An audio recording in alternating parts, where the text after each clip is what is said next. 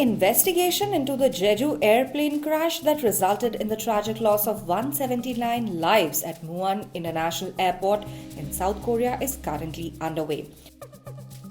Preliminary findings indicate that a malfunction in the landing gear, potentially caused by a bird strike, may have contributed to the plane's belly landing. Experts suggest that multiple factors, including design flaws at the airport, could have also played a major role in the disaster.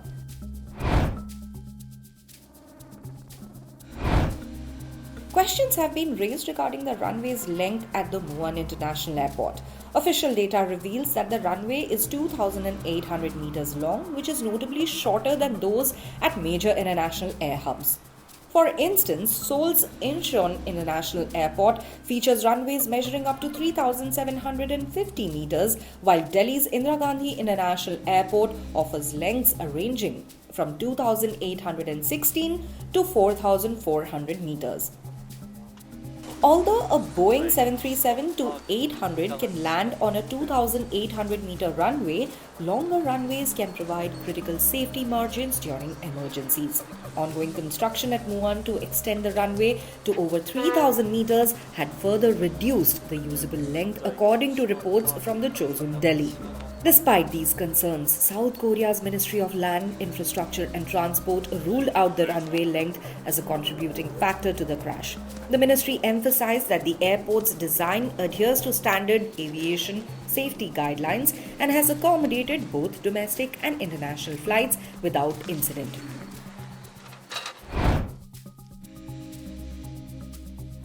Another focus of the investigation is the concrete structure located at the end of the runway. This wall houses antennas that guide aircrafts during landings.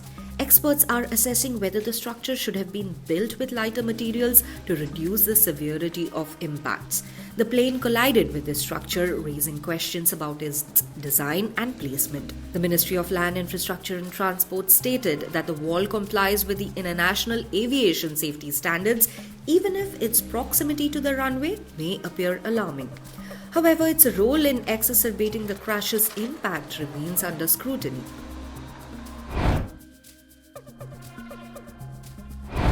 On the other hand, Muan International Airport is particularly prone to bird strikes due to its surrounding environment, which includes muddy tidal flats that serve as resting grounds for migratory birds. Environmental impact assessments conducted in 2020 flagged the nearby coastal zones and reservoirs as areas with significant bird populations. Most South Korean airports are situated along migratory routes, increasing the likelihood of bird strikes. Bird collisions are common during landing and takeoff. While many strikes cause minimal damage, some can lead to severe malfunctions, especially if a bird is sucked into an engine. Muan's rate of bird strikes at 0.09% is the highest among the country's 14 airports, as reported by Chosun Biz. Although the airport handles fewer flights overall, the relative frequency of bird strikes is significantly higher compared to airports like Gimpo, which is around 0.018%, or Jeju, which is 0.013%. Efforts to implement preventive systems such as sound cannons, lasers, and warning lights have faced delays, further compounding the airport's vulnerability to such incidents.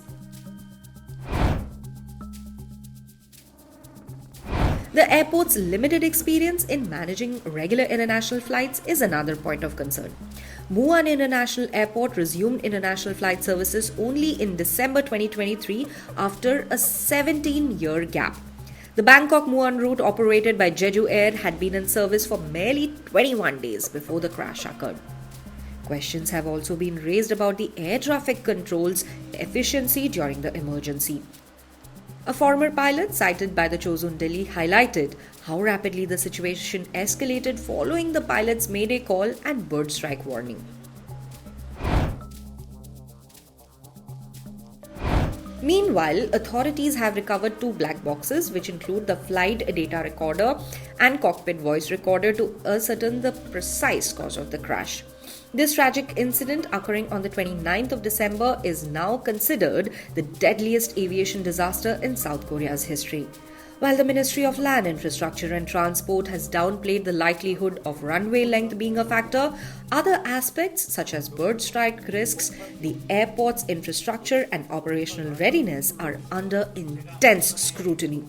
The investigation aims to address these vulnerabilities to prevent such catastrophic events in the future.